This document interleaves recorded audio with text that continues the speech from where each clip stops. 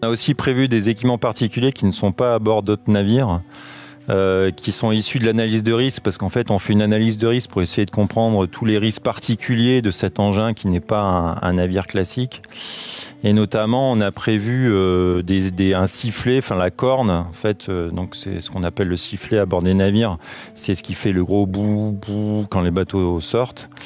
Un système directif avec une très grosse force sonore, avec un volume sonore très élevé de 120 dB pour pouvoir réveiller un navire qui serait, parce que les zones sont tellement éloignées qu'on peut supposer que certains navires puissent naviguer sans veille en passerelle, bien que ça soit interdit, pour pouvoir réveiller un navire qui s'approcherait, qui aurait une route de collision.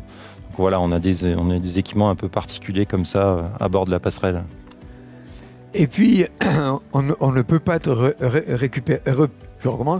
on ne peut pas être repéré par un sous-marin, si j'ai bien compris. Donc, on aura notre position qui sera transmise à l'ensemble de la flotte des sous-mariniers, de manière à ce que les sous-marins sachent qu'il y a un poteau dans le coin et qu'effectivement, il va falloir l'éviter. Et que ce poteau est très profond, nettement plus profond que les autres navires. Oui. Alors c'est pas nouveau ça, puisqu'il y a beaucoup de navires aussi qui mettent des engins à l'eau. Et donc lorsqu'ils mettent des engins à l'eau, ils préviennent, ils donnent leur position. Et il y a un système mondial qui transmet ces positions à l'ensemble des sous-marins pour éviter que le sous-marin vienne percuter l'équipement. Et donc nous percuter notre treillis.